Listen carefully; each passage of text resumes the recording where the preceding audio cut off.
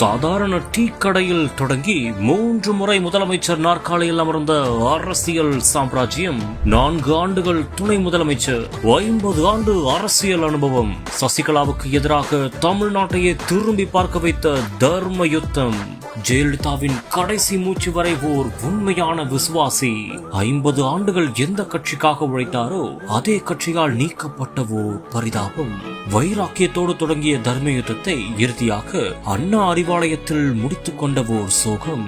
ஒரு சாதாரண டீ கடை வியாபாரி முதலமைச்சர், அதுவும் 3 முறை முதலமைச்சரான கதை எத்தனை பேருக்கு தெரியும்? அவர்தான் ஓ பன்னீர்செல்வம்.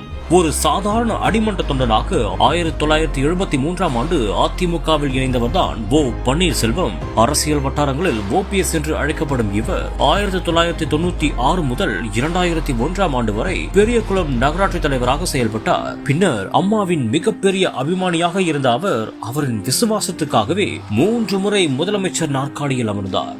2001இல் பெரியகுளம் தொகுதியில் எம்எல்ஏவாக தேர்ந்தெடுக்கப்பட்ட அவர் ஜெயலலிதா சிறை சென்ற போது தமிழ்நாட்டின் முதலமைச்சராக அவர் பதவியேற்றார். மேலும் 2002 முதல் 2006 வரை வருவாய்த்துறை அமைச்சராகவும், மேலும் 2006 முதல் 11 வரை சட்டப்பேரவையில் எதிர்க்கட்சி தலைவராகவும் இருந்த ஒருவர். பின்னர் நிதியமைச்சராக இருந்தபோது 2014 முதல் 15இல் ஜெயலலிதா சிறை சென்றார். அப்போது தன்னுடைய விசுவாசியான ஓபிஎஸ்க்கு அவர் 2வது முறையாக ஒரு வாய்ப்பு கொடுத்தார். ஓபிஎஸ் 2வது முறையாக முதலமைச்சராக பதவியேற்றார். பின்னர் ஜெயலலிதாவின் மறைவுக்கு பின் 3வது முறையாக அவர் முதலமைச்சராக பதவியேற்றார் ஓ பன்னீர்செல்வம். பின்னர் பிப்ரவரி 7, 2017ஆம் ஆண்டு ஒட்டுமொத்த தமிழ்நாட்டையும் முழுக்கிய ஒரு சம்பவம். சசிகலாவுக்கு எதிராக அவர் தர்ம யுத்தத்தை தொடங்கினார். பின்னர் 2017ஆம் ஆண்டு ஓபிஎஸ் இபிஎஸ் அணிகள் ஒன்றாக இணைந்து பயணம் செய்தாலும் பின்னர் அது அதல பாதாளத்தில் தான் சென்றது.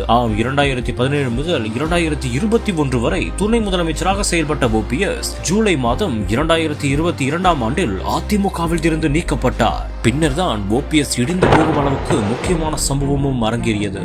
அதிமுகவில் மீண்டும் ஓபிஎஸ்ஐ சேர்க்கும் வாய்ப்பே இல்லை என்று இபிஎஸ் திட்டவட்டமாக கூறினார். அதன்பின் என்டிஏ கூட்டணியில் அவர் இணைவார் என்று எதிர்பார்க்கப்பட்டது.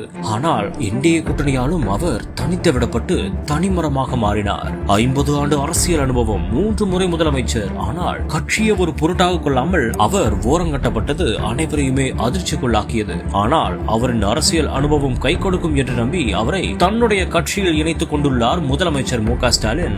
அவர் முதலமைச்சர் மு.க. ஸ்டாலின் முன்னிலையில் தற்போது திமுகவில் இணைந்திருக்கிறார்.